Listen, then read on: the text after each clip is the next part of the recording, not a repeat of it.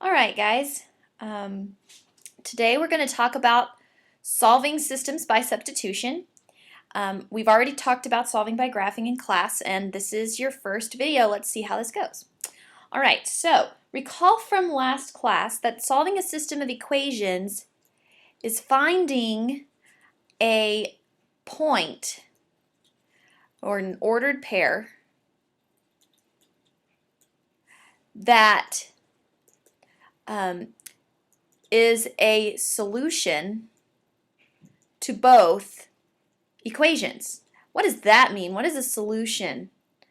Okay, well, a solution is a point that lies on the line. So if I have one line here and another line here, then the solution to the system of equations is the point that makes both equations true, which would be this point right here. It has to make both of them true.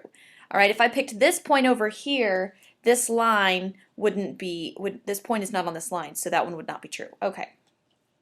Well, what is substitution? We talked about graphing last time, so this time we're talking about substitution. Well, you know what a substitute in a class is. You know that a substitute teacher comes in and sits in the place of the teacher, if I can get it to work. Let's see. All right. Oops. All right, so here's my substitute teacher, and he's sitting in the place of my original teacher. Okay, that's what we're doing now. We're taking a value or taking something and putting it in the place for whatever it's supposed to sit in for. Okay, so here's an example of substitution. Solve this equation for y if x equals 3. This right here tells us that we're going to use substitution. Okay, it's telling you what x equals. So everywhere that I see an x, I'm going to replace it with a 3. So 3 is my substitute, for example. All right, so I'm going to just write in blanks wherever I see x. 3 times blank plus 2y equals 5. Then I'm going to take this 3 and I'm going to put it in the place for x. So I'm going to have a 3 here. Try to get that in a different color. There we go. All right. So now I have, and I'm going to put parentheses around it. So I have 3 times 3 is 9 plus 2y equals 5. Now it says to solve for y. Well, what does that mean? Well, that means get y by itself. So I need to get y by itself. So first I need to subtract 9. So I have 2y equals -4. Now I'm going to divide both sides by 2, and I have y equals -2. So there we go. We solved for y if x was 3. All right, here's another situation. This time I'm not telling you what x is. This is another thing that we're going to have to do in order to use substitution. We need to find out what y equals. Okay, so I have to get y by itself. It says solve for y, so get y by itself. So I've got 2y plus 3x equals 8. The first step to solving for y is to get the y term by itself. So I need to subtract 3x from both sides.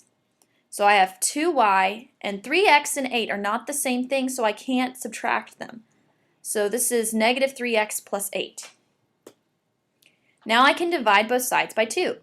Now when I divide both sides by 2, this is like multiplying by 1/2, right? Because dividing by a whole number is like multiplying by the reciprocal.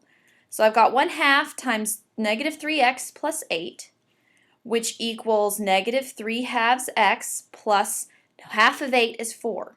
So I have y equals -3/2 x plus 4. You have to distribute the 1/2 essentially. Okay, so I have solved for y in terms of x. So I've got y by itself.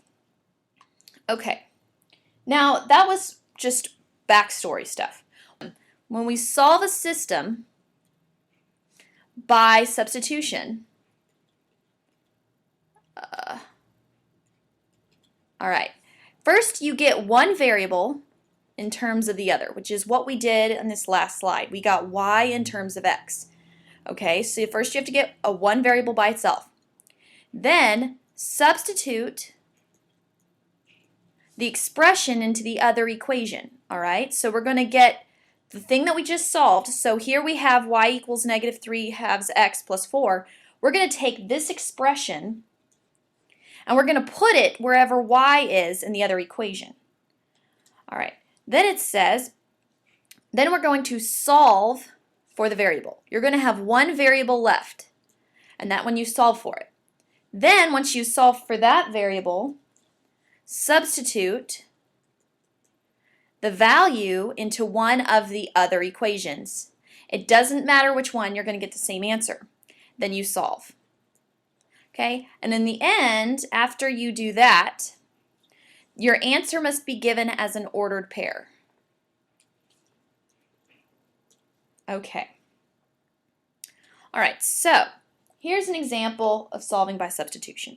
Here, I already have y equals 3x.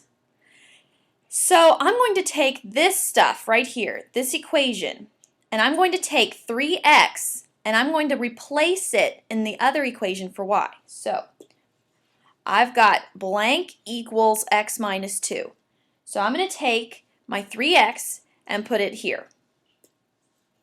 Okay, now that I have 3x here, I can go ahead and solve the equation. Okay, I replaced this y with this stuff. All right, so now I've got 3x equals x minus 2, subtract x, and I've got 2x equals negative 2, divide by 2, so x equals negative 1. All right, so now that I know what x equals, I can replace the x value in one of these original equations with negative 1 and solve for y. So that's what I'm going to do. I'm going to take this negative 1 and I'm going to replace x in one of the equations. It doesn't matter which one. I'm going to just do the first one. So y equals negative 3 times something. Well, that something is x, and I know that it's negative 1 because I'm going to put it right there. So that gives me y equals negative 3. Okay, so now I have this point, y equals negative 3, and I'm going to write it as an ordered pair. X is negative 1 and y is negative 3. So there's my solution. If I graphed it, that's the point I would get. All right, here's another example. Here again, I have what y equals. I have y equals x plus 1.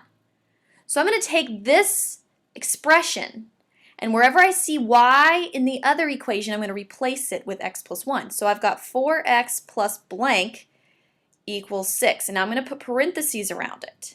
And that's important.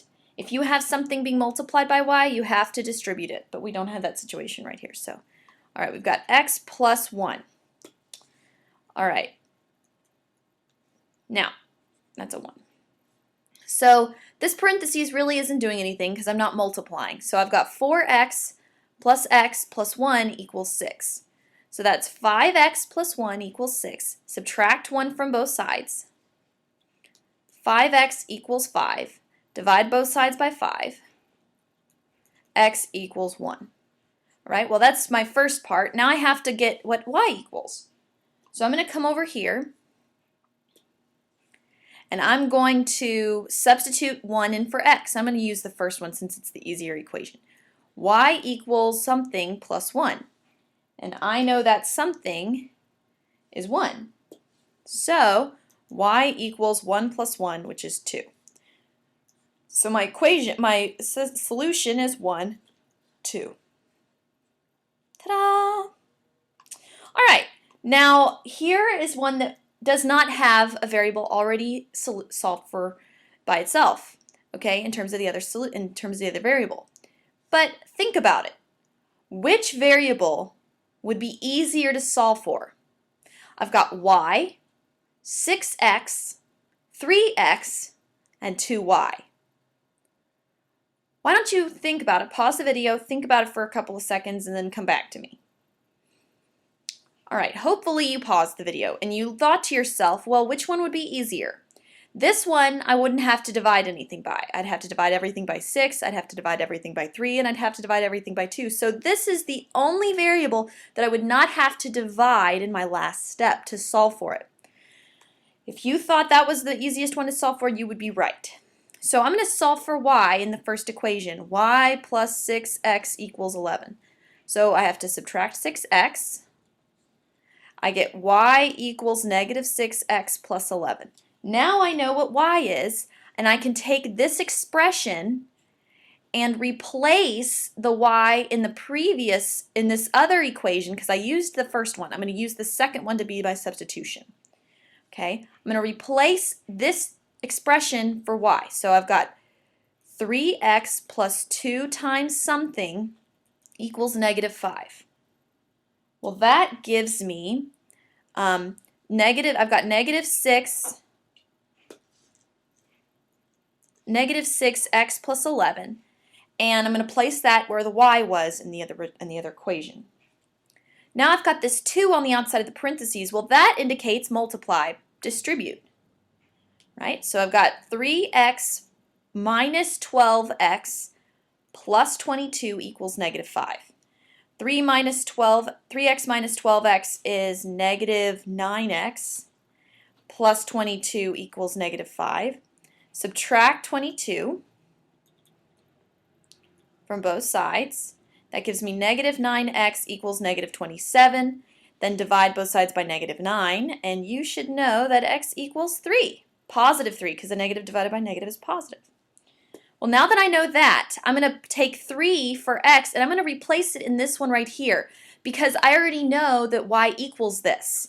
So I'm going to use my equation that I've already solved for y and put my 3 in this one for x. So I have y equals -6 times something plus 11. And the something that I'm going to put in is 3. So I've got -6 times 3 is -18 plus 11. That -18 plus 11 is -7, so y equals -7. So my ordered pair would be 3, -7. Okay, this is the last part of the video. What you need to do now is you need to do the warm-up problems on your worksheet. You should be able to do that now. Bring the notes that you filled out to class. Email me 3 things you learned from this video, and that's so the things you need to do.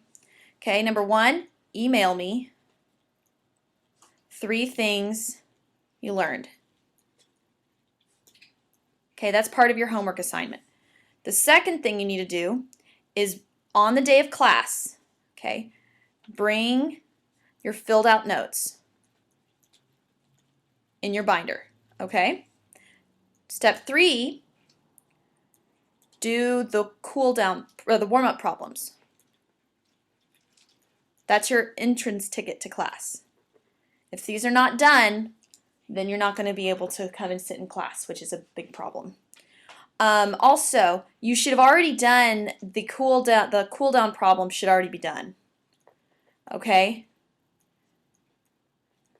If you haven't done those, then you need to go do those as well.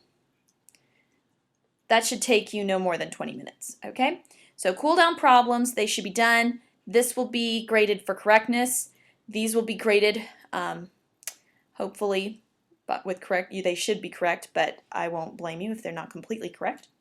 All right, I want to see effort. This is effort. If you don't show me any effort, then it's not going to be a good grade. This is for correctness. Okay, all right, see you guys later. Bye-bye.